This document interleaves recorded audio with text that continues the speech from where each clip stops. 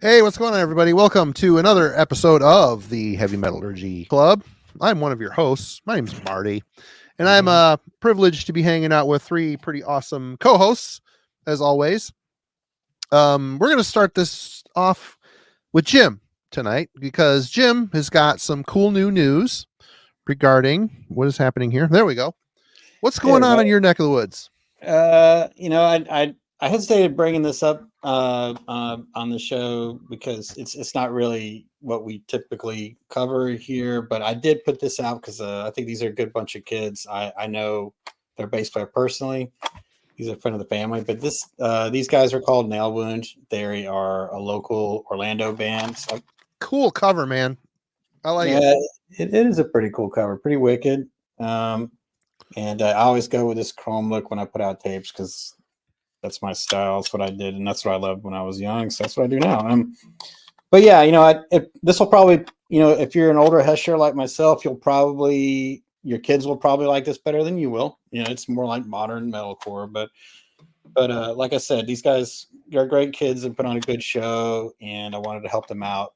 So put out this tape for them so they can have some physical merch. So if you know anybody that's into that kind of a style, that metalcore style, check it out.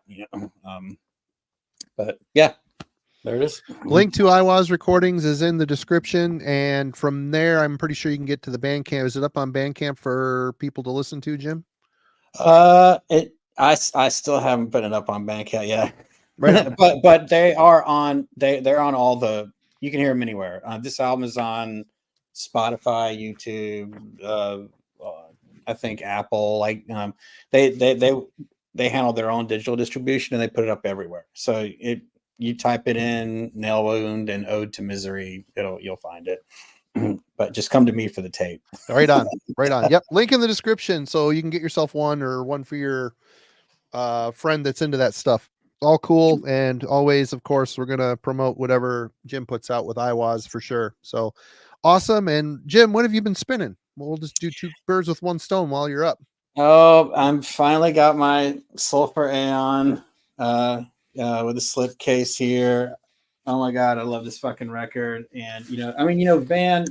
Nobody does it like these guys. Oh yeah, there. The poster, the great. booklet. Dude. Even if for some weird reason you didn't like the music, which would mean you're dumb. Just like the layout itself. These guys, they just go all out, and it's one of those labels. Like when I get a record from them in the mail, I'm excited. They just don't disappoint. So highly recommend listening to this new Sulfur Aeon if you haven't. It's pretty much up there for me for album of the year, or at least near the top. And I can't say enough about it. So anyway, that, and also I was bringing it back a little old school, playing some Scum here, some Napalm Death. Yeah. I think I like, I don't know, man. Is it blasphemy to say I think I like the Broderick side better than the Lee Dorian side? I haven't listened to that in ages. Yeah. I don't know. I kind of like the sound on the. I like Dorian's. I don't know. I just like the guitar sound better on the side A. But yeah, that's what I've been spinning. Right on. TJ, wow, we got a little bit of a interior decorator came over, and I guess maybe we should start off by first saying hello. How are you, TJ? Well, you know me. I am dancing to the rhythm of life. But what I want to know, and we seldom ask, is how are you, Marty? Nobody ever asked Marty, how is he doing? How are you? Great. Yeah, Marty, how are you? Finer than frog hair. Anyway. No, I just decided that it was time to look at the other side of the room on Wednesday. And I've discovered that in doing so, I've found all these things that I thought I lost just by simply sitting over here. It's my heat gun and my feather duster. it's uncanny what you can find when you just look at the other side of the room. You can't have a maid costume without a feather duster. I mean, really. Indeed. And you know, you got to have a way to keep the cobwebs off the rifles. Anyhow, Sure, that's what so, it's used I'm for. Yeah. I'm good, and I'm good, and so I've been spinning.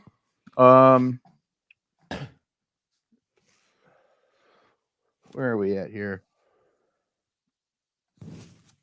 I finally got my copy of the new autopsy.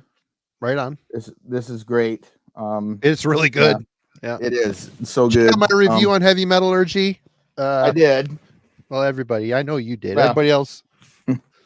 And then of course, being on the bolt thrower path, being that bolt throwers in my top 5 desert island bands, the end of the world bands. I had to go down to the next one after the one we listened to. Yes, had to go there, and then finally picked up a copy of Devastation's Idolatry. If you haven't heard it, do yourself a favor. Killer record. Devastation. Yeah.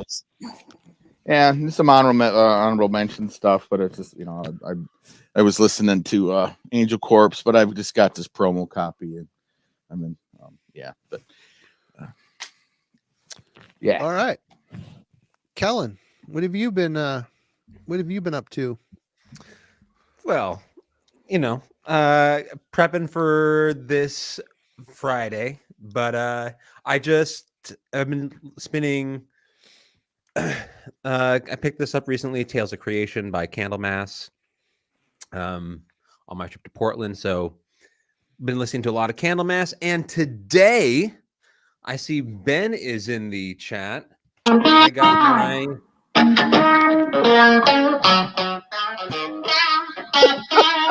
oh no.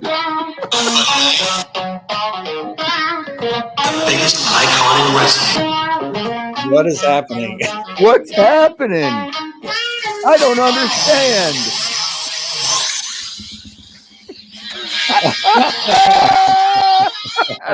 Listen here, Kellen. All the little bulkamaniacs have been telling me you shot a little promo video for our big showdown coming Friday night on the Heavy Metallurgy channel, brother. And I went and I watched it, and I got to tell you, it made the Bulkster sick, brother. Watching you run around in your little jogging suit, trying to get in shape to go 1-to-1 with the Bulkster. Watching you try to do some push-ups, pump up those sad little 7-inch pythons you've got there.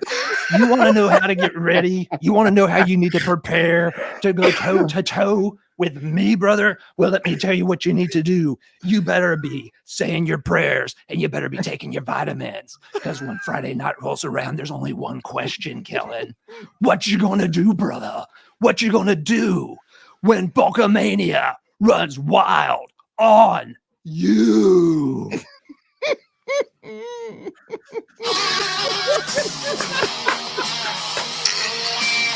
Oh my god! Oh man, that sounds serious.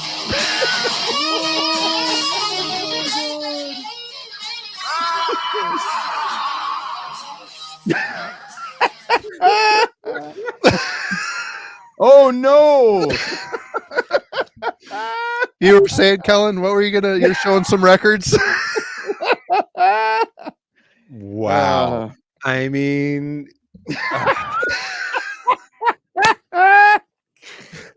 first off, I love the Hulk Hogan that also kind of looked like the Michael Scott prison version from the Prison Mike. Okay. But can we just let that settle in for a moment? I'm so happy this is live and recording. Wow. And even yes, my wife joined in the chat for that one. Out of all the things that have happened, she joins in. Okay. What's up, Corinne? Okay, so I got the brand new Malacarp. Who cares? Who cares? No, actually, that's a killer. That's a killer record. Hogan stole your thunder, brother. Unbelievable. Unbelievable. Wow. I don't know what to say. Amazing. Amazing. Okay. Where did you find Okay. that Melocarpatan at? I need to get a copy of it because when I harvested reviews for or tracks for Ben's review, it sounds really killer. Yeah, I mean, I picked it up Master's through- Hammer level cool, you know. You'll dig it. Yeah. Yeah, I picked it up through Invictus, directly from the label. So, but yeah. Okay. Well, cool. And me. Rick sent me a little package here a while ago, and I've been nerding out on the CDs he sent me. I don't know, I might have shown these before, but I've been listening to them again this week. So, Unholy Deification by Incantation, their latest. It's good. I like it better than the last one. But that's not saying there hasn't really been a bad Incantation album. So check it out. Good riffs, good stuff. I've been spinning Vargstenen by Monogarm from Sweden.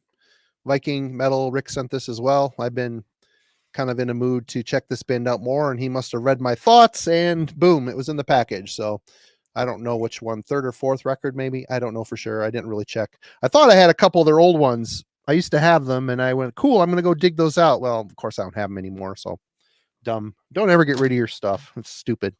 And he also sent this band called Shinda Saibo no Katamari. The name of the album is Saibogu. Nailed it. Yeah. It's basically just old school, brutal, borderline brie death metal. There's no brie in it, but it's that style, heavy, a lot of breakdowns. It's good. It's fun. It's not something that's rewriting history, but it's a fun listen on occasion. Really low tuned and heavy as hell. So yeah, that's what I have been spinning. But tonight, Jim picked a monster album. We are talking about Bolt Thrower's Realm of Chaos.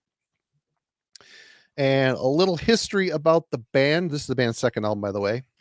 Bolt Thrower were a British death metal band from Coventry. They formed in 86 and released their first album with Vinyl Solution in 88. The band then shifted to a new record label, Earache Records, soon becoming one of the best-selling bands on the label. Their last label was Metal Blade. Oops. The band has a succession of members and had toured Europe, the United States, and Australia. Over the course of their 30-year career, Bolt Thrower released 8 studio albums, 3 EPs, 1 live album, 3 compilation albums, and 2 demos. Their albums have sold over 100,000 copies in the United States as of 2005. Following the release of their 8th album, Those Once Loyal, Bolt Thrower announced an indefinite hiatus from recording albums in June 2008, although they would continue to tour until the death of drummer Martin Kearns on 14th September 2015 and their subsequent disbandment in 2016 on the first anniversary of his death. So early history, they're formed in 86 as a grindcore band, and they're influenced largely by bands such as Slayer, Crass, and Discharge. I could go on and on, but I thought it was important to mention their early influences because it's kind of evident on the early part of their career. But yeah, first impression, Kellen. I mean, I don't know how to approach this record, right? And this band, because they're such a known quantity. Bolt Thrower for me is just a band. Oh, gosh, I may where I was about to say I'm going to get myself in trouble here. Tread carefully. They're definitely not new wave of traditional heavy metal. I'm just saying, just get that out of the way right now and wipe that from your slate. They every single, and I'm interested to get the question here, but they just get the most elementary aspects of death metal right.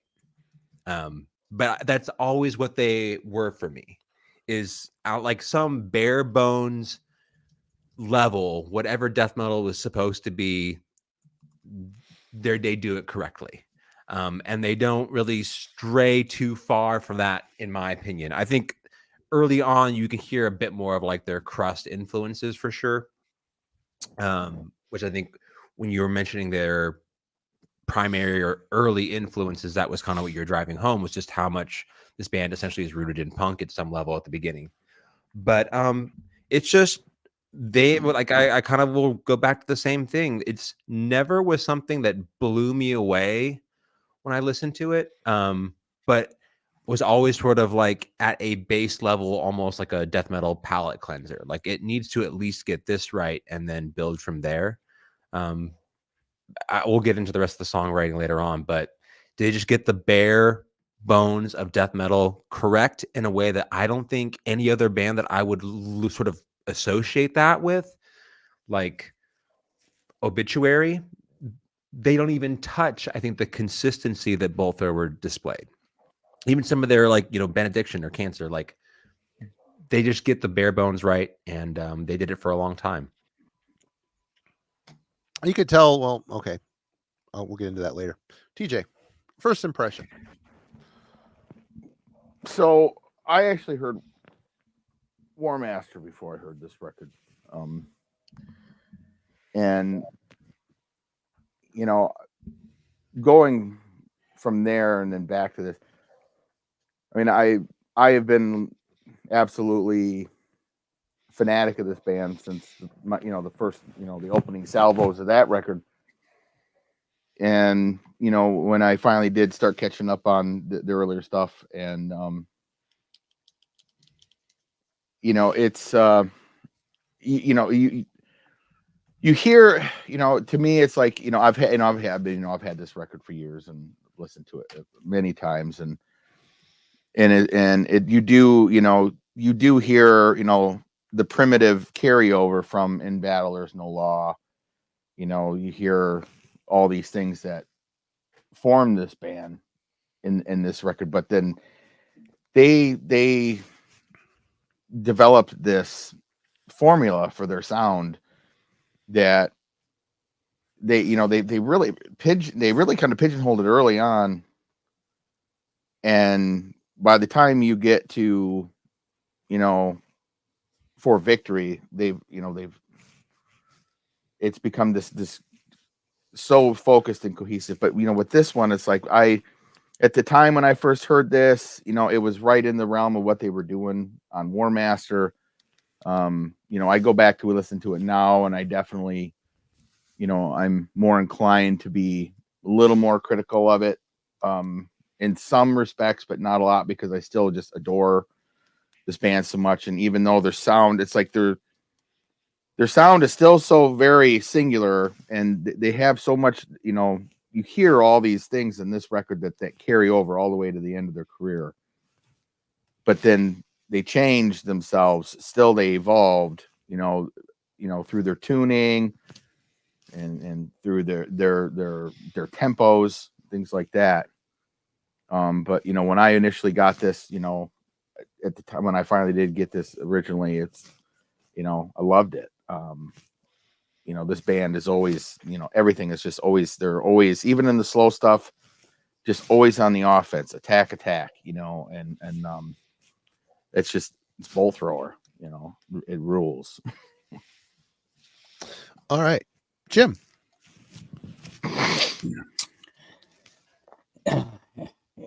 In the immortal words of my friend Jack Hannard, and some people may take offense at this, but I don't care. I was at a table. We were at a pizza place years ago in Traverse City, and some dude that I didn't know was into heavy stuff was like, he loves ball thrower, and I was like, wow, this guy likes ball thrower. And Jack said, he's a man. All men love ball thrower. It's true. I love that. So Ball Thrower is absolutely one of my favorite bands. For Victory is one of my Desert Island albums. I'll go with it to my grave. I love that record.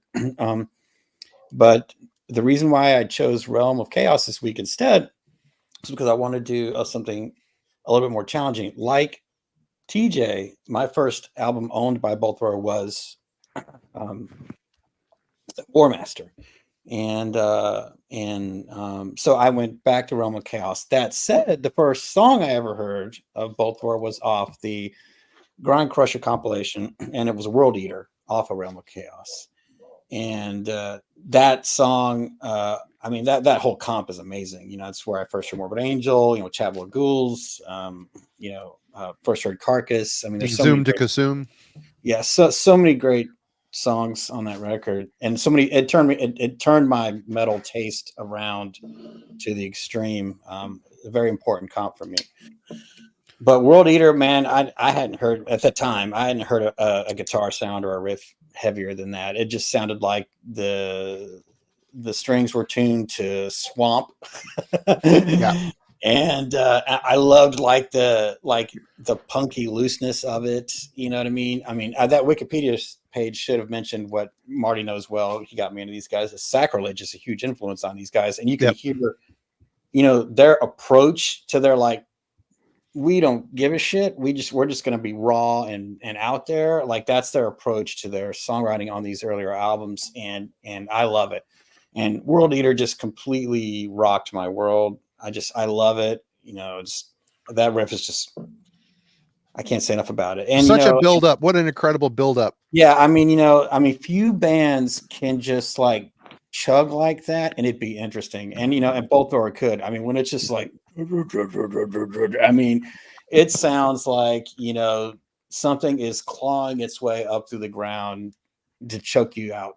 It's gonna come up and it's gonna end your life. I mean, it's such a great riff, great sound, and was that moment also. You know, I play guitar and bass, but my favorite bass sound of anyone is Joe Bench's favorite bass sound. And when I heard that distorted, mean bass, just loud up in the mix, I was like, oh my God, I love this sound.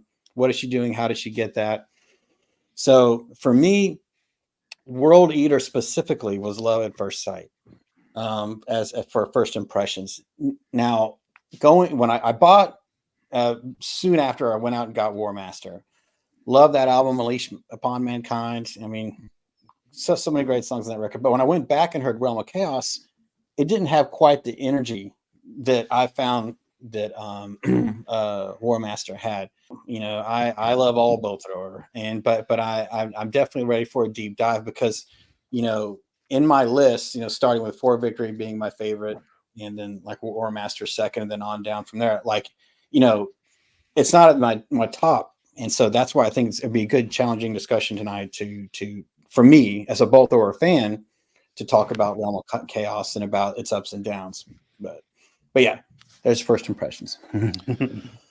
Okay. First impressions for me. I bought Vinyl Solution in Grand Rapids. I bought the Earache comp on vinyl, Left Hand Path on vinyl, and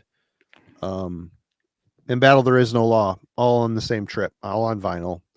And I gotta say, this early stuff, you know, whether it's Napalm or, you know, the first Carcass, Recaputrefaction, coming from being a thrash kid and, you know, some punk, but mostly thrash and heavy metal, hearing that stuff is an eye-opening experience. The intensity, the extremity of it, it's unlike anything I'd heard up to that point. And putting this on, I remember when I heard this for the first time, I really liked it, of course, but I had a hard time understanding it. I don't know what it is in the first album as well, and Carcass Recaputrefaction, which that record is a mess. But Realm of Chaos, putting it on again this week, I asked myself, why has it been so long since I've listened to this? It's amazing how time, you know, a lot of, you know, hundreds and thousands of hours of listening to extreme music. It was like when the first time I heard Carcass Symphonies of Sickness, that record made no sense. It made zero sense to me. But then after a little time spending with it, I put it on now and you can hear every riff crystal clear. Hearing Realm of Chaos, it's like I'm hearing it again for the first time, but with more developed, mature ears. I can hear every riff. I'm thinking, wow, why did this seem so over the top or offensive? And that's a negative connotation, but it just seemed too much to process. But now it leaps off into my ears, and it makes perfect sense. And it's really interesting and cool to hear a band so taken by their influences, and they did something different with it, which is cool. And out of all of the earache bands and all of the, you know, the grind bands that come from crust punk, they're all the bands that are still, well, Bolt Throwers unfortunately not anymore, but they all did something. They were all unique. I mean, it's interesting hearing a band like this come from crust punk. They have different ideas, they've got ideals, they've got different lyrical, more socially aware. There's more of a flakiness, not flakiness, but the crusty flakiness, this a nasty sound, and they come from somewhere and ended up somewhere else, and just that influence really sculpts their music a lot. Whereas modern death metal, it's a bunch of kids influenced by death metal. They're not influenced by punk. They're influenced by other bands of their ilk. It's just interesting to hear these bands from England that were so like Napalm, Carcass, Paradise Lost, Prophecy of Doom, another band, Axe Grinder. If any of you heard Axe Grinder, Rise of the Serpent Men, it's a crust record, but it's got a death metal vibe to it. It's just incredible, the scene that was curated in England, and I'm glad now, and thank you again for picking this one, Jim, because I haven't listened to this in a long time. So putting this on and listening to it a lot, it's been refreshing, and hearing it again with different ears. But let's a question for the week: if Bolt Throwers stayed the course in the style of Realm of Chaos, do you think they would have been able to reach the iconic status they ultimately achieved? Kellen. So, and this was an interesting question, because for me, the strength of this band and their songwriting style has to do primarily with like the delta, or like the difference that separates probably this iconic era. I don't think is that great, and their changes are pretty slight to me. So I think if the presumption in your question is that they became a little bit more streamlined in terms of becoming a true death metal band away from a sort of punk crust background, I can understand where it's what you're saying in that question. But in my mind, so this could you be just me, but and maybe for you true bolt thrower connoisseurs, you'll expound on this to a greater extent than I can. But I really don't think in the songwriting, they really like the leaps in between records are not that dramatic to me. I think it's primarily changes in production quality.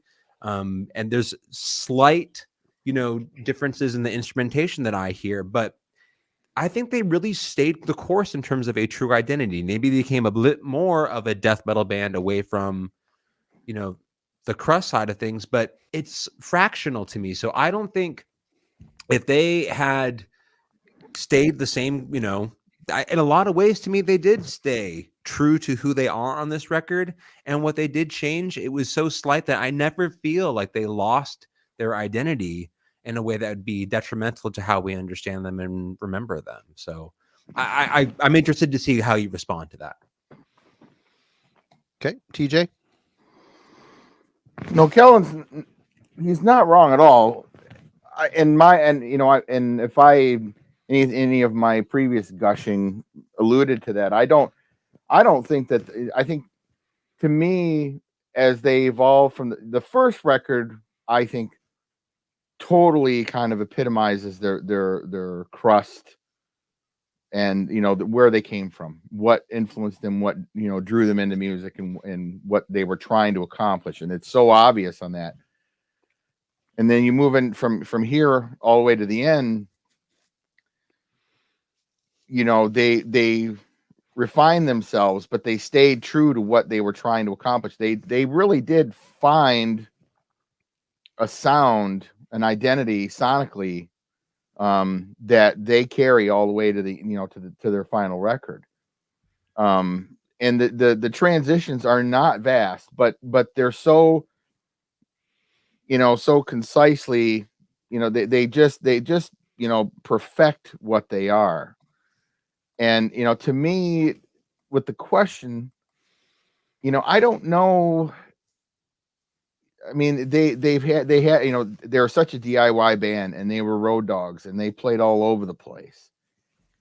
And it's feasible to think that even if they had stayed into the swamp tunings and and kind of the scatter shot blasting, you know, you know, where the songs, you know, have a tendency, you know, we'll get into it a little bit, you know, like in these earlier releases where the songs have a tendency to kind of meander off and you know, and they disassemble a little bit in the blast parts, and then they get back into the stuff that we more commonly recognize, you know, their more characteristic traits sonically. I you know, I don't know that it would they still be as iconic, and, you know, maybe, I don't know. I'm to me, I feel like they needed to get where they got and to make the subtle changes they did. I mean, just, you know, you go from this record to For Victory, you know, if you like just kind of jump, and they are very, you know, it's like you could still tell it's both roar, but you know, they're tuning by For Victory, and somebody saw it and mentioned it in the chats, and they went from A to C sharp, and by the time you get to For Victory and For Those Once Loyal, they're in I think it's D, actually, from what I've read and from my attempts at learning a couple of these songs myself, it's what translated to D. But that aside, and it changed the whole nature of, you know, they're still writing these, just all this, you know, they're riffing. It's just, you know, it's, you hear the stuff, and to me, it's war, it's battle, it's, you know, you listen, you know, like For Those Once Loyal, Kill Chain, and stuff like that, and it's just like it's the tank on the battlefield, and they just conjure that, their imagery and their sound and their attack, as a band, and they just bring all that forward, and they were doing that on this record, and again, like Kellen says, I totally 100% agree with him. You know, the changes weren't vast. They are bolt thrower from, you know, I think there's a bigger transition between the first record and the second record, really, where that record is way more, you know, it's like grindy and, you know, and whatever. But again, I don't know, you know, I think it may have, you know, impeded them a little bit, but their consistency, I think in the end would have ultimately, if they had stayed more the course of this and kept with the blast beats, and I think ultimately they'd still be the legacy band that they are, you know, because it you know, it's just the sheer power and the talent of the band. So that's, yeah. Jim. So gonna have to go and disagree with there, Kellen.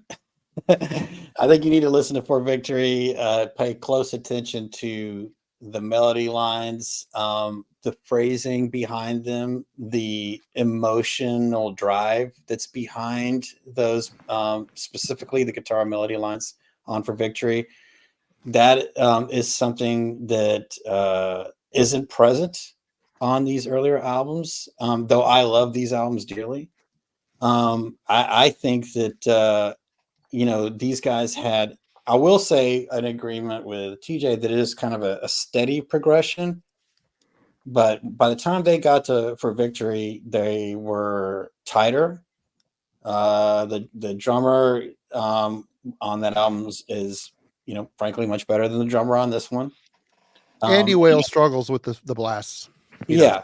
And just really just the guitar playing, though not shred-tastic, what their ability to take what they were feeling inside and to write riffs around that, you know, had gotten to that level. It's like they were one with, like, you know, their intent to create, you know, music that really sounded like war somehow. Like, you know, when I listened to, like, you know, the title track For Victory on that album, like I always pictured, like, you know, Mel Gibson from Braveheart, like pushing his way out from a mound of dead bodies with an axe in his hand. You know what I mean?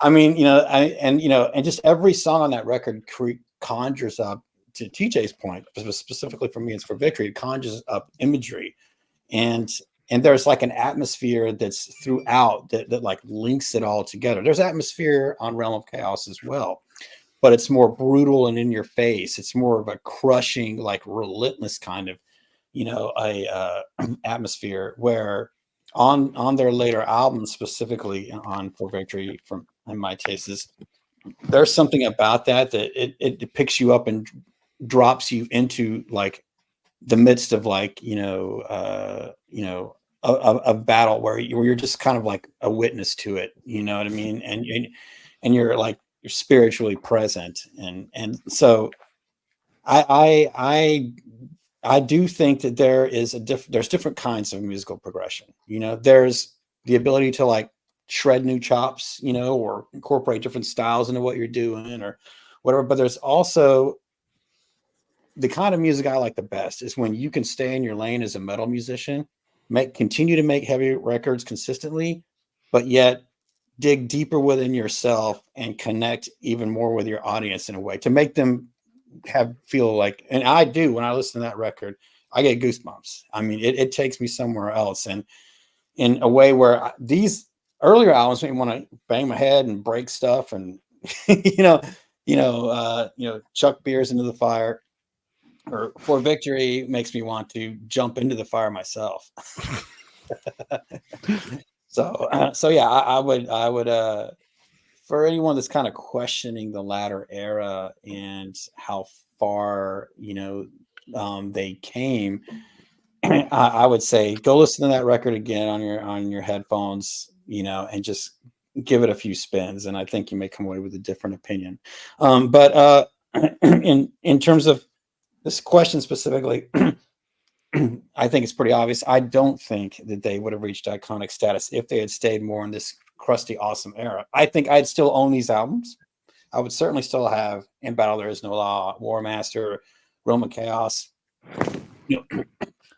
even Fourth Crusade. But I think it was when they really got to that, specifically that album, like they became something that I never saw them coming. And in fact, I'll be honest with you, when I first heard For Victory, I was kind of like, what was this Bolt Thrower? Like, it was to me, it was very different, but after like that initial shock of like, kind of like wore off, because for me, it was such a departure, but I could hear their soul in there. It quickly became I found myself listening to it over and over and over. And like, it literally, back when we were all listening to CDs, it never left my car. It never left every vehicle that I had a CD player. I always had, that was one CD that never left, was For Victory. So I think that's a testament to, their latter era's iconic status. God, that howitzer blast at the beginning of For Victory, right in the intro, gets my nipples hard just thinking about it. Not lying. Wow. And it just like, wow. Oh, yeah. Perfect. Okay. Discuss. Wait. If Bolt Thrower stayed the course, would they have been? I don't think they would have, to be honest. It's kind of like I have to lump it in the same category as, say, Carcass wanted to keep putting out Reek Putrefaction. It's just a twisted, snarled mess. Is Realm of Chaos a snarled mess? It is not. They refined themselves a lot from the debut, but I think, let's face it, tuning to an A as a guitar player, it can be done. People do it, but a band like this that plays a lot, it's tuning down to an A. It makes you write a certain way. It's your fingers, depending on the gauge of strings, it could throw you out of tune. Playing fast, I mean, it's not a stable tuning to go on the road and tour with. You're always messing with your tunings. You're not going to get your intonation on your guitar right. Maybe you can, maybe you can't, but it doesn't inspire longevity, I don't think, unless you're just doing jung, jung, jung, jung, jung type of music. And a lot of the new modern style of this OSDM stuff is a lot of that, because they're all tuned so low. They tend to, it sounds so cool. You can just crunch and it's fine. But you could tell, especially on this record, Bolt Thrower were trying to do some different stuff. And their slow parts are more than just chunk, chunk, chunk, chunk, chunk. There's actually some interesting, twisted, malevolent sounding things going on in their songwriting. And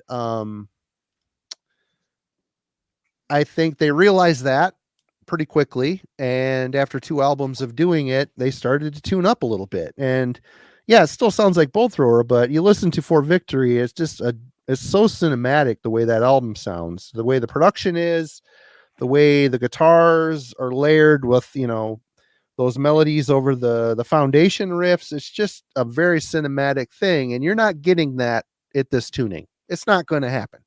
Maybe, but it just seems like I say juvenile. It's like a juvenile building block. Like they're trying to figure out themselves. And when I say juvenile, I'm not meaning negative, because this album rules, but they learn as musicians. Look, if we're gonna sustain doing this, we need to do something to tighten up our sound a little bit, or a lot of the things we want to try doing moving forward are going to get lost in translation.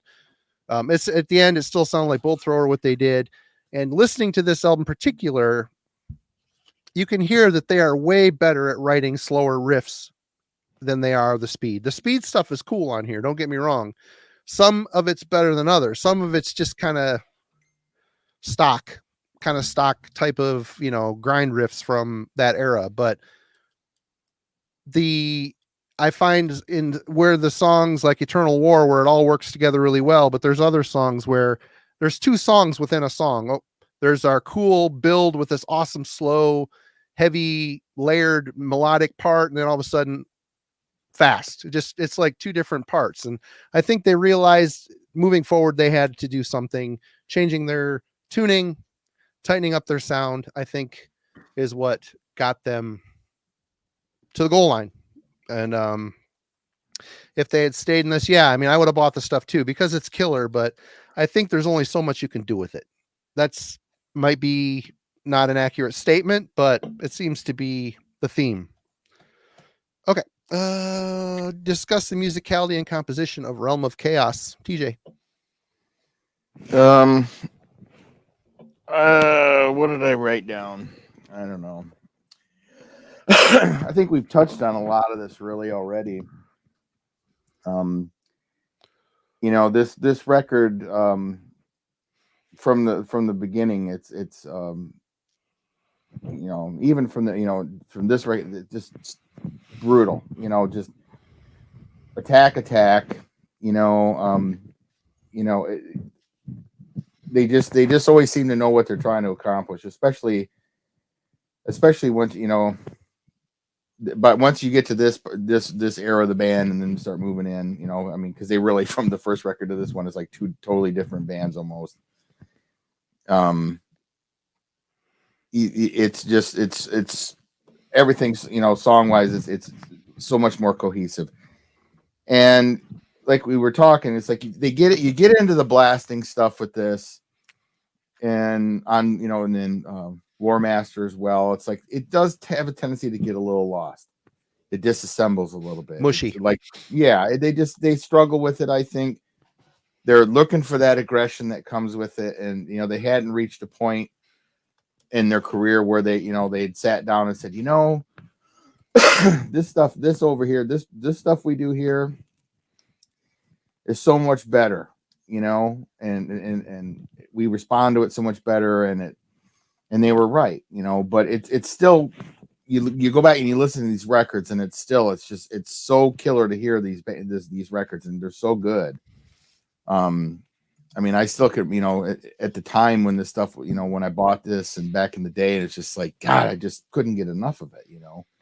And the riffs, you know, everything, you know, there's, you know, even though, you know, the grind parts, they are a little kind of just filler, so to speak, but everything else, it always seems so very purposeful. You know, the riffs don't feel like they have a lot of fat on them. They're just, it's like, you know, they're doing exactly how, you know, what they intended, what they wanted for them. You know, they're not trying to fumble their way around the songwriting. You know, they know what they want these things to sound like. And again, with this band, you know, it's pretty evident, you know, they keyed into their sound real early on.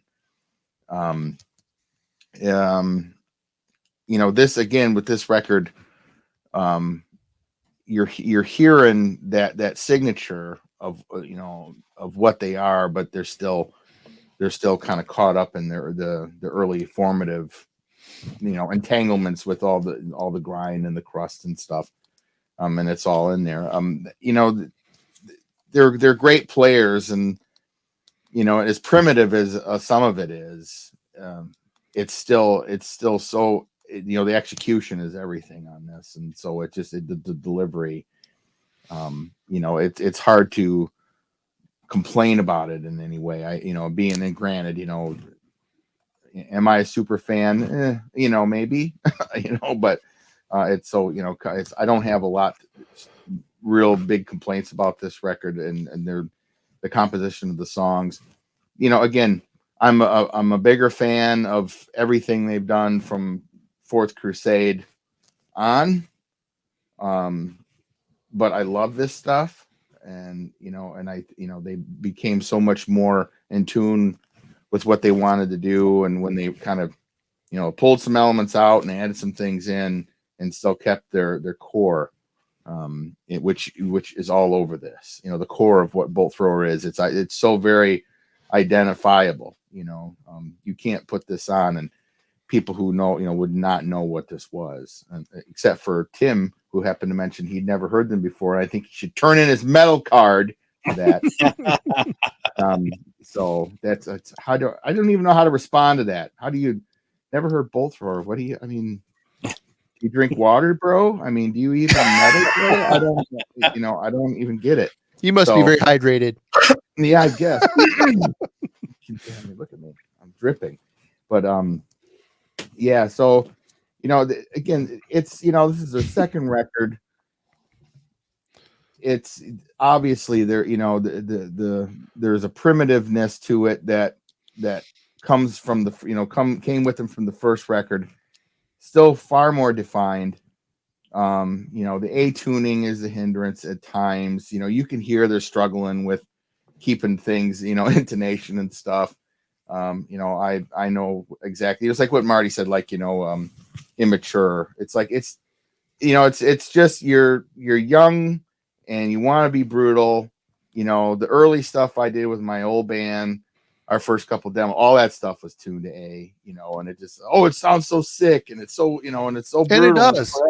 It's fun. It's fun to play in that. Yeah. And in 91, I'm not even sure in 91 if they'd even released a gem. Yeah. And Ibanez, a 7-string. So anybody, buying baritone guitars and stuff, it would be jazz guys having them custom built and stuff. It wasn't a thing even, because now, you can go buy a 9-string and tune to Q, and crack the mantle of the earth. It's tuned so low, it's dumb. Yeah. It's just so, it's whatever. All the gent stuff. I don't know. Some guys are cool, do cool stuff with it, but a lot of it's just so whatever. But anyway, so they're all doing this on they're playing 6-string BC Riches and stuff, and those those early the 90s, cheap ones probably. Those early 90s BC Riches are just junk. Unless you had custom ones made, later in their career they were all playing custom shit, but the early stuff was just garbage. So it's like, they're probably fixing their tuning in between every song and every take, and just struggling with it. And there's workarounds, but that being said, yeah, I think they did this record is written well for what they're trying to do, and it has their sound. They found themselves pretty early on. Oh yeah. And it's all over this. So there's not a lot that I can really gripe about, and wouldn't be, yes, I absolutely love this band. So, what am I supposed to say? Jim. Musicality and composition. Since I've been a little esoteric in my description so far, I'm going to go a little more technical in terms of my breakdowns here. What I really like about Realm of Chaos is, where the usage of the bass is almost like a third guitar. It comes in, on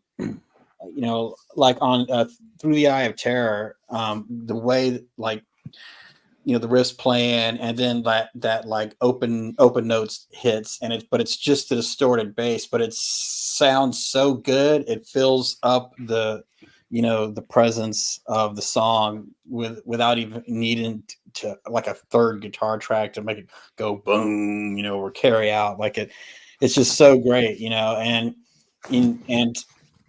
I love that, even at this early stage in their career, Joe specifically had the wherewithal to know like what it would be to just play like a super simple open whole note over a riff, and to make everything else as a result sound, even more fantastic. It kind of elevates the riffs by filling up that space behind it, as these guys are, moving along the fretboard. So definitely, I think that musicality and composition, growth, from In Battle There Is No Law is evident on that song in particular for me. But then it kind of continues throughout, All That Remains starts out with like a really cool, like death doom kind of a riff, which isn't an area that Bolt Thrower ventures into very much, but you're starting to see more of a variety in their sound, pulling more away from, what they established on In Battle There Is No Law, although that's a great crusty death metal album. I mean, it created crusty death metal albums, in my opinion. So, but it isn't just about the guitars and the bass on here. Carl's performances are really, really Sick. awesome. Yeah, his voice, man, like his scream at the beginning of Lost Souls Domain is just gut wrenching. He's like, it's awesome. Like no matter what I'm doing, if that song is playing in the background, his scream at the beginning of that song like grabs my attention, stops me in my tracks.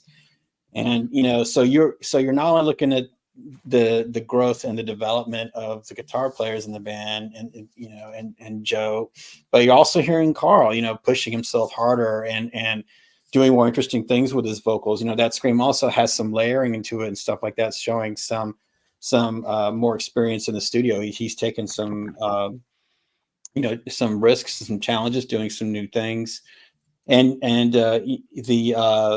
the tom hits at the beginning of that song too, on Lost Souls Domain.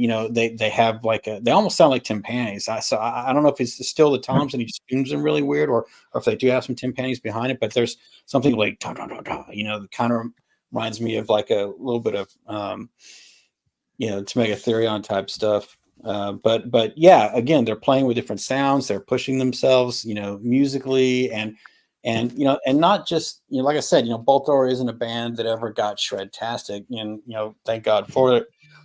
But they would, experiment with like, tonality is how I would put it, experiment with a range of sounds, but staying true to who they were, staying true to metal. And so, I think it's always that fine line as a fan for me. Like I want bands to evolve, but not so much where I don't understand who they are. Like I want like just enough growth to keep it interesting. And I think, to TJ's point, there's in Battle There Is No Law, Realm of Chaos, there's a lot of difference there. You know what I mean? It's so yeah, myself and Kellen, we have very different perspectives. To me, there's a very different, approach to what they're doing from that first album to this one. I would say the Realm of Chaos and War Master are closer linked. I would say that. Mm-hmm. But I still feel that there is a growth in terms of like the riff writing, a little more, attention to like, the journey of the song is making itself present on War Master. That step towards that sort of, epicness that you associate with them is coming. But anyway, trying to stay on topic here. There is, on Drowned in Torment, and in terms of musicality and composition, I really like how that first riff, there's almost like some sadness in it. You know what I mean? It's just a really sad kind of a riff, even though it's like super heavy. Like I'm feeling like, it isn't just rage and anger and and relentlessness, so they're already starting to, be able to like, intertwine some, dark emotions have a range, it's, rage, hate, envy, lust, whatever. But, there's, on that particular song for them, it isn't just blood and guts, there's a little bit of like, whoa, I hear on that song. Not WOE, not WHO. Like Keanu going, whoa. Whoa, bro. That's it for me on musicality and composition. So, all right, Kellen. So for me, there's no other death metal band that I associate like the first couple of gears that you would shift through in songwriting, like from not necessarily death doom, but from slower riffs to like mid-paced riffs. They have mastered that art in a way that I don't think a lot of other death metal bands touch, at least in the way that's consistently earnest, emotionally engaging. That's what I immediately associate with this band. And while in, Battle is No Law, like that's maybe the crust, I do think that's the like consistent part of this band that goes through Realm of Chaos, War Master, Fourth Crusade, For Victory. That's what I associate with them. And to Jim's point, I will say, like, for me, that kind of rhythm guitar work is what is synonymous with this band, and will always lean on them primarily being a rhythm guitarist or bassist band. That's what I immediately associate with them. That's why they get all these loves in terms of riff writing. All of it is intelligible, articulate, emotionally sincere. But like tenor or texture to the guitars change from album slightly, and by the time you get to For Victory, there's a bit more of a melodic lean. But I wanted to go back to the vocal part. So his vocals to me, I think, are in terms of the synergy with the actual guitar production here. There's like a connection in terms of how rough it is that I think works really well for this record. To bring up sort of how I think about this being sort of a textural band when we'll get to production notes later, but what's rough about the guitar playing here in a complementary way, I think also is well suited for the vocal performance. There's enough of an attack happening there as sort of like a leading edge to the sound of it that I think works together really well. And while we don't get a lot of this is 89. So if you're talking about grind, like Symphonies is so much more like a true grind record that's incorporating death metal elements, right? Mm-hmm. It's the speed of Altars, right? That Morbid Angels puts out this year, like is so much more intense in terms of the speed, like how intense everything is, how fast it is. This record is just an achievement in terms of pulling away in a comfortable amount of distance from being a crust record, but doing some of the most basic things right for death metal in a way that I think is inescapable and probably why it's so classic. I really think that's the major achievement when you talk about the songwriting for this record. All right. And I should have mentioned this when we talked in the last question, but Jim, you mentioned the drums that sound like timpanis. I think Andy tuned his drums so low to try to match the guitars. I'm listening to some of the tom rolls on the slower stuff. It sounds like there's hardly any tension on those toms. It sounds like he just tuned everything down to be just as barely. Yeah, I was wondering if that's what it was. I'm like, man, he just tuned the tom. Yeah, because that's what it sounds like to me. And he works just fine in the mid range, but the speed it works. But you could tell he's maybe struggling a little bit. Anyway, the musicality for me.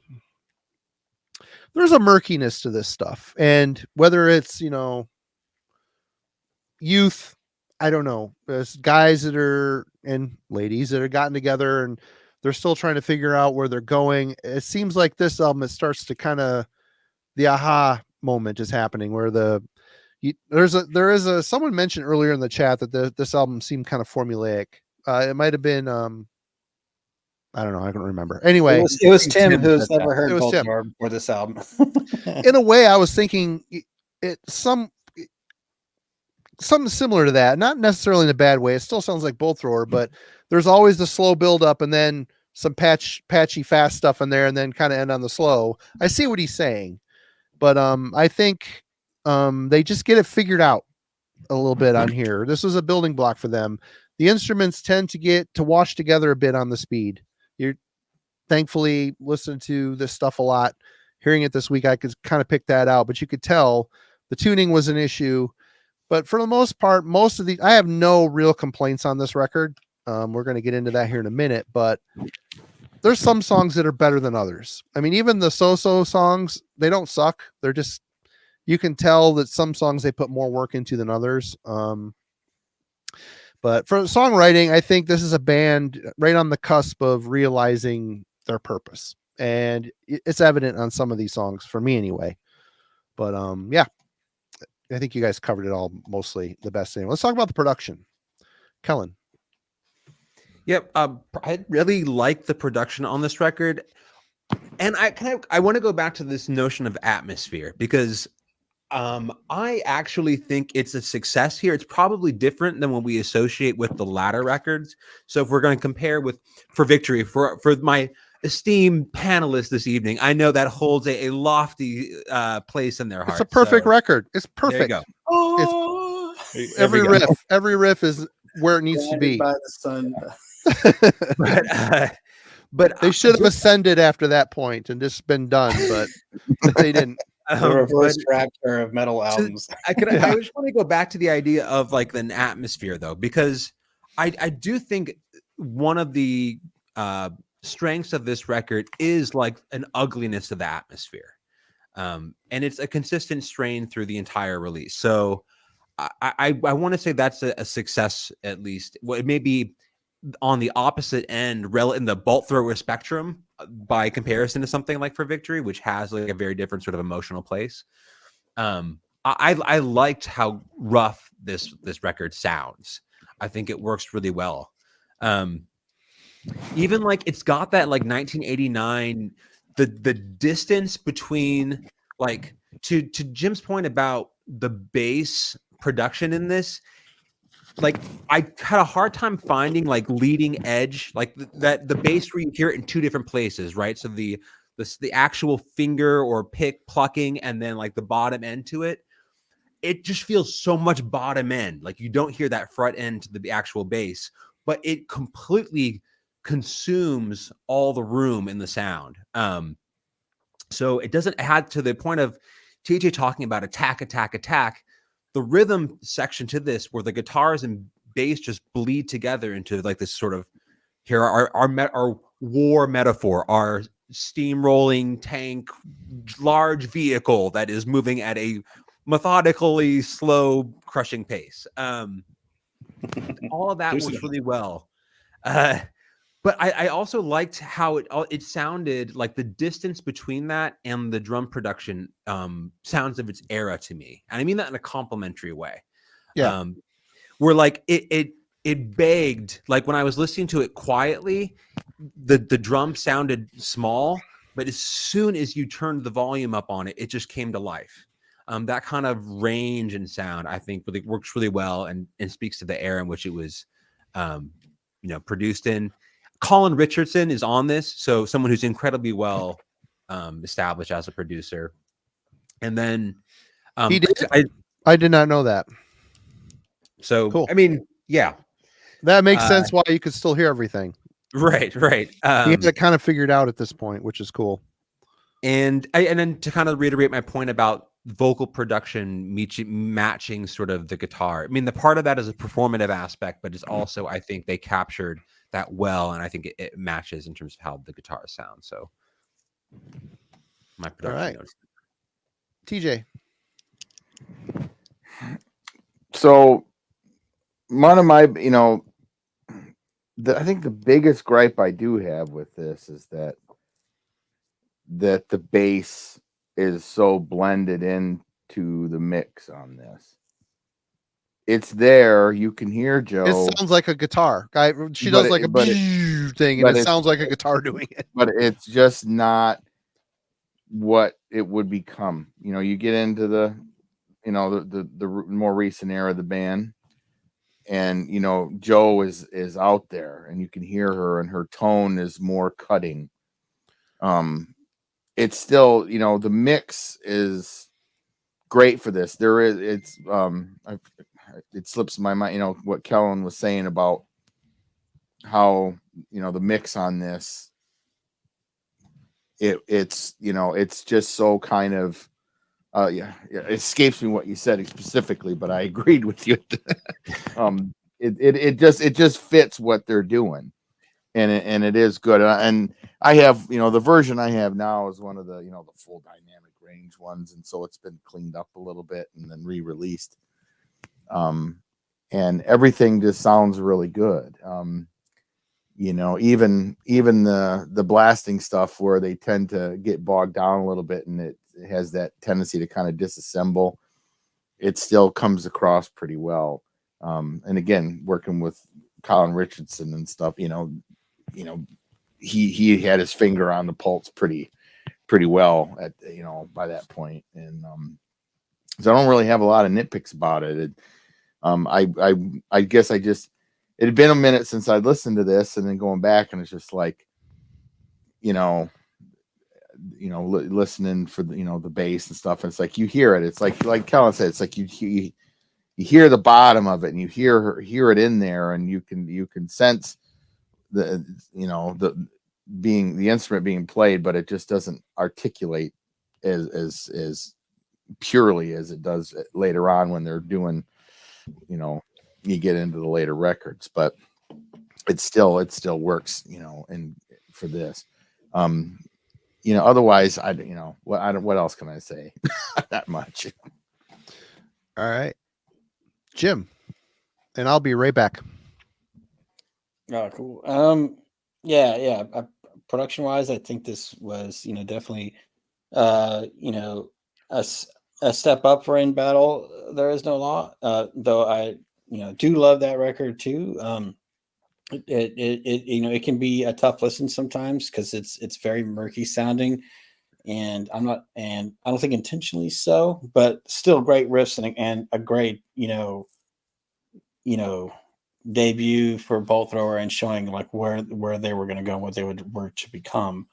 Realm of Chaos, you know, it you know, in terms of like, you know, clarity of the riffs, and just overall presentation of the sound, and, you know, kind of like, and what would become my introduction, you know, into Bolt Thrower with the song World Eater. You know, I wouldn't change a thing about it.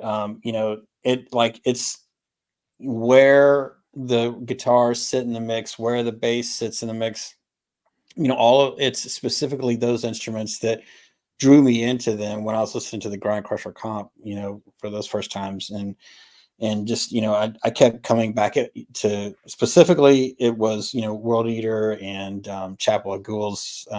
Those were the two songs I loved the most on that record. And so, you know, working with Colin, I guess, and they knew where their strength lies. That they just had a really cool, riding the E when you're playing guitar in an extreme metal band is, everybody does it. That's the thing. But if you can do it in such a way where it just sounds more sinister than everyone else, and in '89, I can say that they probably did. That's a testament to not just the songwriting, but to the production, to the choices that were made in the studio to put it seems like at every door along the way where they had a choice to make, this one or that one, they chose, okay, well, let's stay in the lower EQ, let's go, low to mid range, low end, and I think that's what I like about this record, is it just sounds, it sounds dirty, but yet there's a clarity to it. You can still separate the instruments when you're listening to them. So, and that's a feat for tuning this low and being able to do that. Like, you can still kind of make out what's happening, on the fretboard. So yeah, I wouldn't change a thing about the production here. I like it. And when you look at, this album, in terms of their discography as a whole, the choices here would influence the choices that they made later on in a very positive kind of way. Like it's a wonderful snapshot in time, but they took what was best from this, they learned from it, and then they did some things a little bit better on War Master, you know. Yeah, I think it's a perfect, you know, portrait of where they were, but not only where they were, but like, you know, the best sound that they could achieve at the time. Like I couldn't imagine it sounding any other way, honestly. So All right, Kellen, you went, right? Yes, you did. I will agree with everything said here. And ultimately listening to this, granted, I think I was streaming the FDR dynamic range thing, but it is amazing how murky things can get, yet there's clarity. I did not realize, I wrote down on here, 1989, recorded at Loco Studios, Wales, UK, mixed at Slaughterhouse Studio, Yorkshire, England, co-produced by Bolt Thrower. I did not see the Colin Richardson. That's why I seemed surprised. But he knew what was going on, and in spite of there being such low tune frequencies to contend with and a sloppiness dealing with less tension on the strings, he got a sense of clarity there. I might not have said that when I first heard this record for the first time, because I hadn't trained myself to understand what exactly I was listening to. But as the years have gone through, and hearing this record now, it is kind of astonishing. You know, even the heads on the drums are tuned super low. I don't know how they got the clarity. Everything stands out, and it sounds real. It sounds like a real recording. And I seen something I didn't realize until a couple of years ago that Left Hand Path was recorded on D drums other than the cymbals and stuff. That was kind of the studio Sunlight sound. They had D drums there, and I'm still seeing people shocked that it's D drums. And I don't know if Colin had tricks on the drums here, but the fact that you can hear the kit, and especially the louder you turn it up, the more pronounced it becomes. It's kind of impressive for 1989. At this point, producers are starting to see the change of the guard, the sign of the times, where speed. If you want to have a successful recording session, you better figure out how to get clarity in the frequencies. And at this point, especially guys like Colin Richardson, he's getting the job done. And this might be an early snapshot. I don't know what else he had done around this time, but well done. It's a sound that's clean, murky yet clean, and still retains the identity of Bolt Thrower. So well done. I have no complaints with the production. Least favorite songs, Jim. all right, so you know, absolutely, you know, obviously I mentioned it several times. You know, it's got to be World Eater for me, for my favorite. You know, I mean, this album could have been, you know, called Bolt Thrower Realm of Chaos, and it's been the only song on it, and I still would have bought it. It had a huge impact on me as a teenager when I heard the comp, and I have to go get this band. I have to find this band, and I went to the record store, and all they had was War Master, and so I got what they had, and loved it. You know, fell in love with it, and then immediately started getting into arguments with my drummer at the time, because I'm like, yeah, he's going a little off time on the blast, but he's still an awesome drummer, dude. Like, you just don't get it, man. It's about the feeling. But yeah, you know, but yeah, so definitely World Eater, just absolute stunning song. I mean, there's nothing. I mean, for some strange reason you haven't heard that song, you have to. If you want to do anything else tonight, go listen to that. It's just a killer tune. Least favorite song, probably Plague Bearer. That one just doesn't really stand out that much to me. I still like it. It's fast and has a pretty cool verse riff. But that particular song, and I'm kind of with TJ here. I kind of feel like the blast is where they kind of either these earlier albums. Like I was glad they sort of, not at first. I thought it was, you know, I had to get used to it. I was like, what? Where's the blast? But after I started getting more into the later era, I just kind of realized I was like, oh, you know what? I can kind of do without them, because it's like I'm just waiting for that other awesome riff before and after the blast. Yeah, the riffs during the blast aren't as interesting to me as the riffs before and after them. So Plague Bearer has it's a lot of blasting and a lot less just awesome riffage. So that one is still a cool song. I don't believe there is. For me, there's no bad bolt thrower song, but it's my least favorite on this one. But World Eater #1, and also I gotta give props to Through the Eye of Terror, man. That song is awesome. Just all the transitions are interesting. All the riffs just make me want to bang my head. Even at the the end of it, the way it just carries out is really cool. And also Joe's bass is the star of the show here. I mean, you can ask Marty and TJ, like, I said many times, like, I tried to model my bass sound when I was playing in their band. Like, I wanted something close to that because I really loved her combination of distortion. I felt like she just got it right. It was distorted, but you could feel the bass though. Sometimes, distortion ends up making your bass sound super high and all the low end goes out of it, but not when Joe plays. And if you ever seen Bolt Thrower live, which I feel so very lucky that I actually was able to see them. I should have been at that stupid show. I don't know what was going on, but I couldn't go. Yeah. Oh well. I should have taken it. Well, I had an open invite to go. In fact, you even got the ticket, and I couldn't go. Yeah. Anyway, but it's awesome. It's really great sound, translates live, and so that song when I hear Through the Eye of Terror, it makes me think of Bolt Thrower live. So yeah, that's another highlight for me. So yeah, World Eater, Through the Eye of Terror, the best. Plague Bearer. Yeah. All right, Kellen. Yeah. So no bad songs on this album. Like I could agree with that, but I really didn't dislike Plague Bear. There's nothing bad here at all.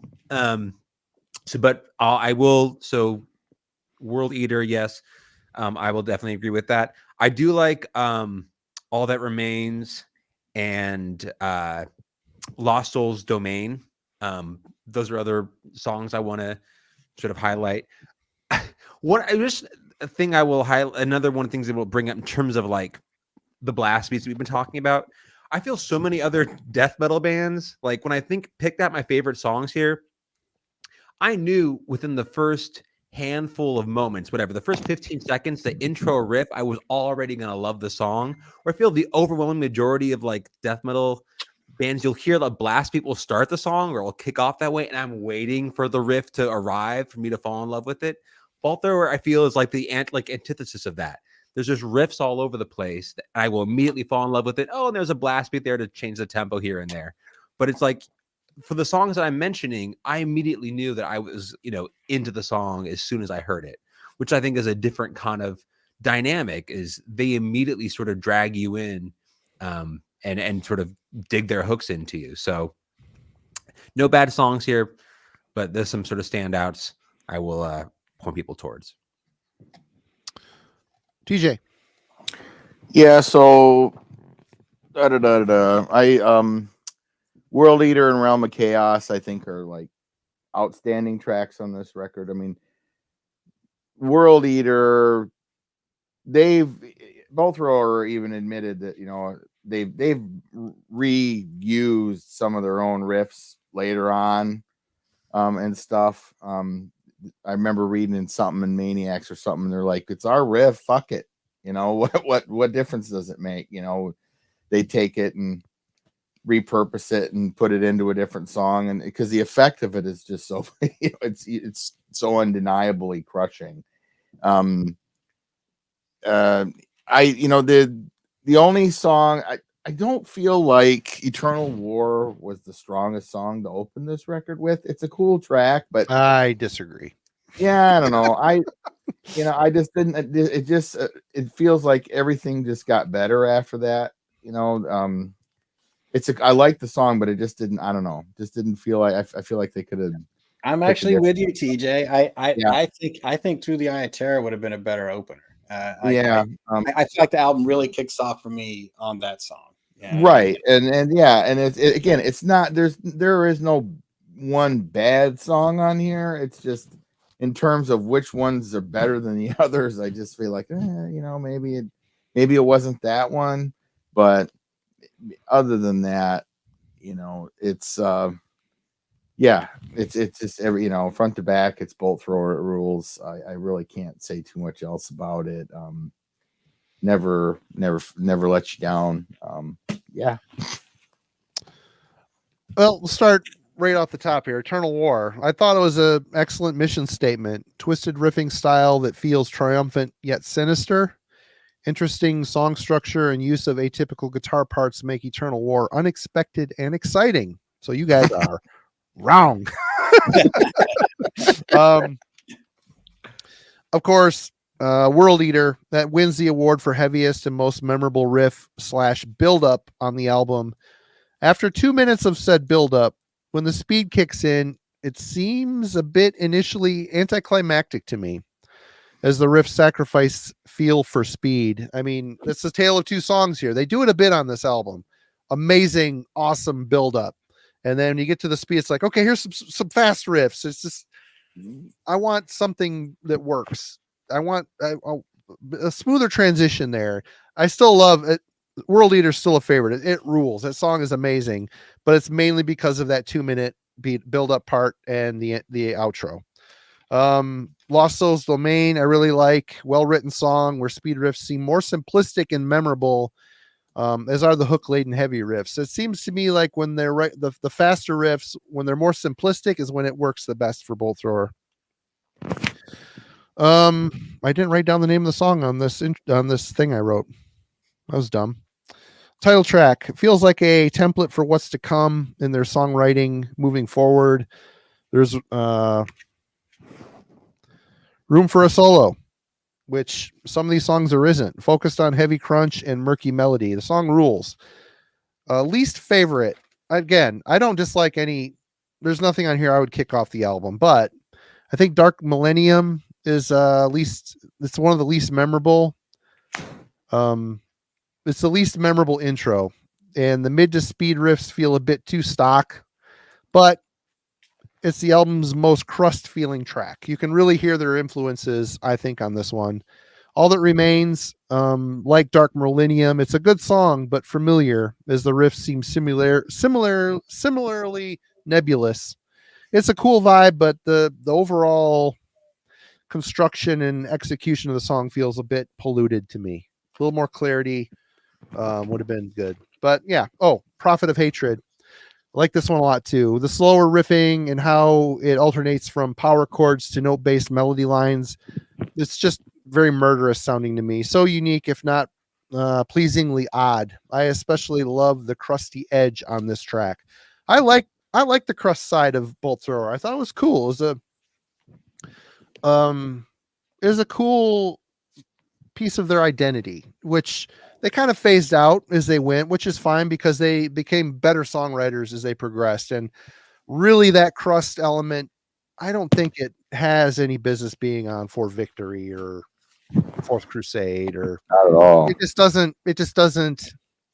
I really like it here on this early stuff. It works really well and it gives them a good start. It gives them a good foundation to work from and it shows where they came from. And that's important, I think. And they established themselves. They became better songwriters after this. So let's talk about Judgment final thoughts. Kellen.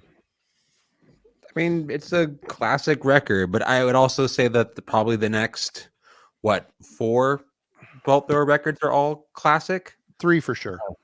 3 for sure. So if you are someone who, for whatever reason, have not heard of this band, and you want to pick should be ashamed of yourself at first. Total, like, in the corner, dunce cap. What's the matter with me? Talk to your therapist. You're a failure as a person. Bolt Thrower. Just get with the program, people. But yeah, I mean, for me, this begins a string of records that are incredibly strong. And while I will leave it through my esteemed panelists to dissect the important nuances that separate each record, Because we're men. yes, and men love Bolt Thrower. Men love Bolt Thrower. If not, anyway. Yeah, but for me, this is, I loved listening to it this past week.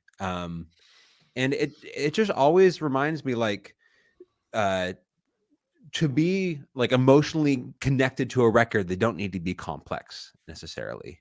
That's always the sort of the truism for this band, is they got the key parts right, and it took them, made them an absolutely classic band that put out an incredibly strong series of records. So if you haven't heard this one, I by all means, if I were to see someone who needed to pick up an essential death metal release, like I would absolutely include this on a short list. Right on. TJ. Yeah, I mean,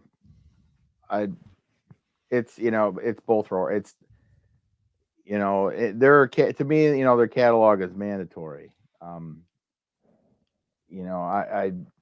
have a hard time relating to anybody that says they don't have even a passing affinity for this band in some respect or regard. I get it, some fans it might have skipped over. I mean, our own drummer revealed to us one day that he'd never heard Autopsy, and it was just kind of like,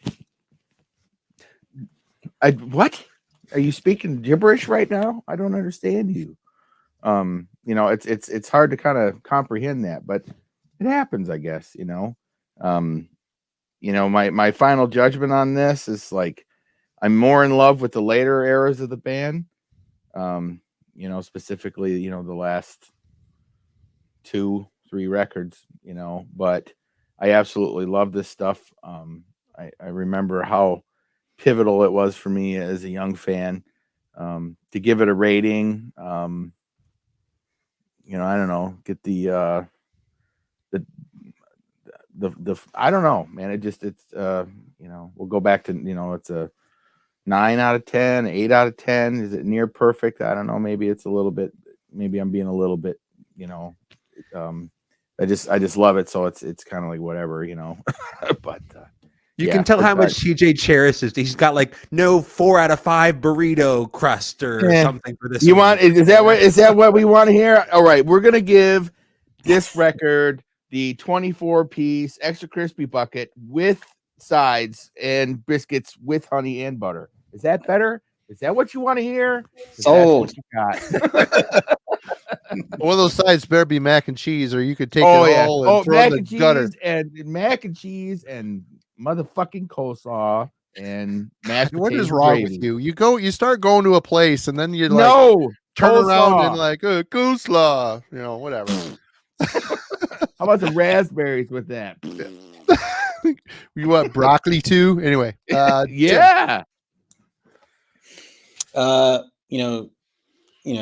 As I've said, I mean, Bolt Thrower is absolutely one of my favorite bands. All their albums are essential, though. I still have yet to get Honor, Valor, Pride on vinyl. I was a little hesitant on that one because of different singer, but actually I listened to that whole record today. He does a great job. And I was like, he does a great job. I mean, the riffs are badass. And I was like, Contact, Wait Out. I mean, there's a bunch of great songs in that record. I'm like, and actually I do have it on CD. I looked at my CDs and I just don't have it on vinyl, but I got to remedy that. Anyway, back to this. It's absolutely crushing. This album would be a 9 out of 10 for me, even if it, like I said earlier, it just had World Eater on it. But as it stands, it's still a 9 out of 10. Every time I listen to Bolt Thrower, they just, it's one of those bands that just makes me happy. I don't know, break it down, put it as simple as that. Everything kind of comes together for me. A lot, many bands sing about war, that's kind of a thing, but for some reason, whatever it is about these guys, like there's just an authenticity to it that I think few bands can capture for me. And I really feel like I'm on the battlefield when I listen to any Bolt Thrower album. And, even just looking at the cover, I mean, you feel like you're right there, in the world of Warhammer, or whatever. So anyway, 9 out of 10, all Bolt Throwers essential, and this one's no different. All right. Well, for me, it's an 8 out of 10 record. I'm with TJ. am pretty much in love with what they started to do after this record, but the first two were classics. Again, there is no bad bolt thrower. I think we've established that early on, and it's true. It's true. It's one of those bands. Dennis was on here, said they're the AC/DC of death metal. Well, so is Cannibal Corpse, so is Obituary. But in Cannibal Corpse and Obituary's thing, it can be a bad thing.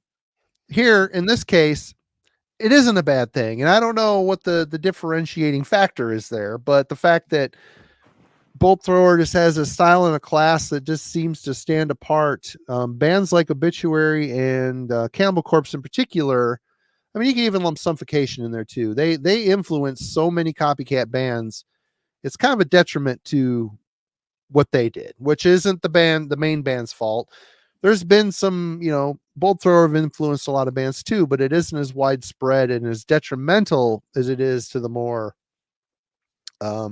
traditional death metal, faster death metal of the genre. But they're a band to be celebrated. They're a band to be applauded and respected. And this album, early on, they've determined who they are, and they are holding tight of where they came from, and you can see where they're going. And I think it's a very good transitional record.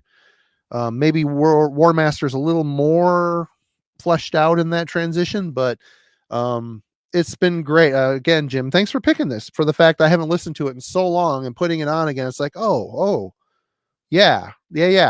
I get it. And I remember it. And it's a lot of fun reconnecting. So yeah, thanks for picking it. And guess what? I'm picking this week. And, and I do want to say, we definitely on this channel need to do a Bolt Thrower deep dive. I've talked to these guys about maybe wanting to do it, getting involved in it. Maybe we could make it happen. It's a band that we haven't touched on yet, and I think it would be a fun discussion for sure. But I'm picking today, and I've got a small list of stuff. I'm like, oh, this would be cool. But there's always something that comes in throughout the week that I'm listening to. I'm like, this is it. This is what I'm picking. This album is a complete 180 shift from what we've been doing. I don't know how it's going to be received in this group.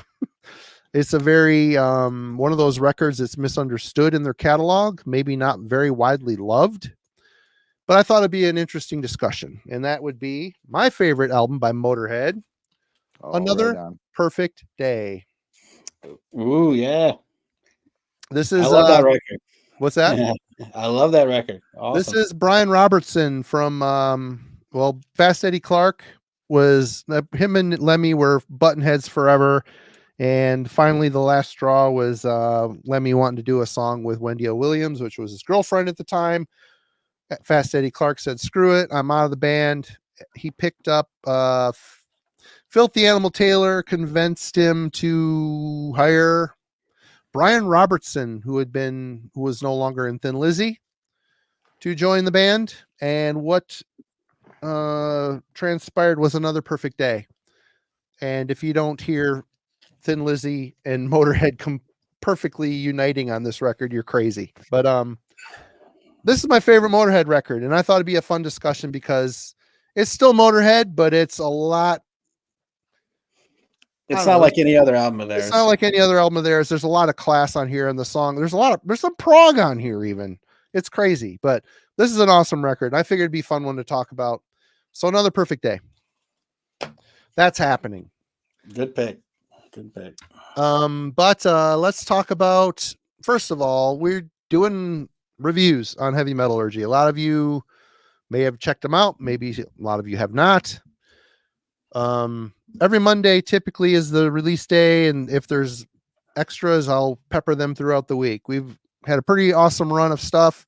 There's more coming. Please stay tuned. I know reviews or people are like, what's the point of having them? I'm old school. I like them. I think they're cool. I think they can still be worthwhile and important. And we're trying our best. And check those out. They're in their own little playlist on the channel. Friday, we're having a little fun. It's going to be a fun discussion. You want to maybe size up for the folks what's happening? Sure. So Hulk Hogan and I have been going back and forth. Yes. um,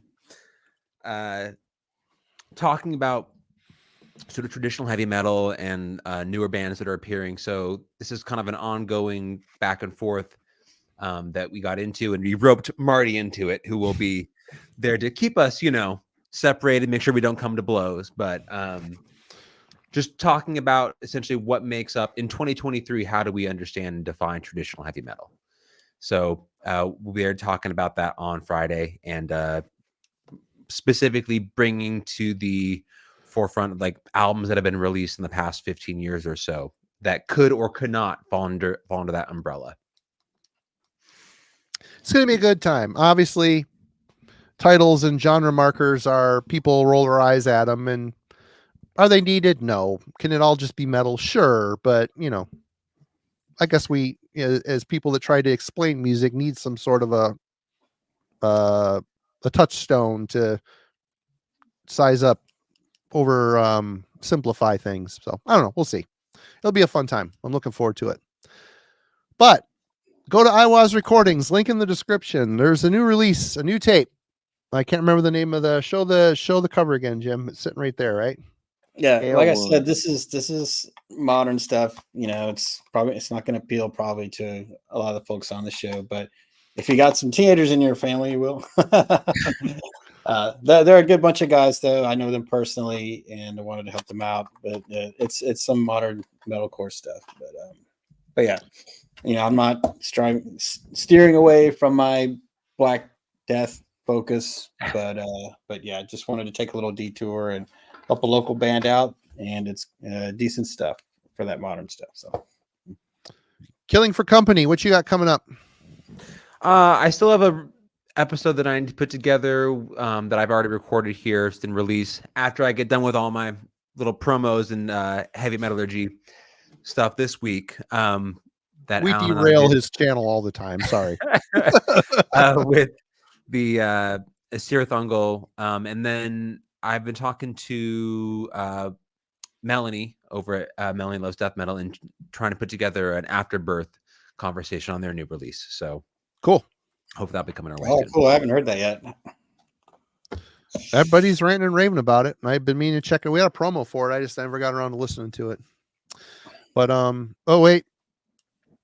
Is there clean singing, Jim? If not, I'm all in. There's only one song that has clean singing on it. That's it. Yeah. The rest of it's all screaming and yelling. Hollering. Check out The Glorious Dead. Link in the description to our Bandcamp. We put on a record this year called Cemetery Paths. Check it out if you haven't already. Old school death metal by old school fat dudes. And that's it. We will be here Friday, and we'll be back here next Monday talking about Motorhead. It was a lot of fun, as always. Thank you, everybody, for checking us out. Please check out all these fine gentlemen's links in the description. We will see you next week. I don't have links. There's a link. Shut up. I don't got nothing. I got nothing. No, next week I'm vetting Sherpas for my trek up Mount Kilimanjaro, and then the following then the weekend I'm gonna build a rifle. So I got it all buttoned down. Climb a mountain, build a gun. I'm good. Link in the description. The finer things in life. Link in the description. Cheers, everyone. We'll see you on Friday. Have a good one.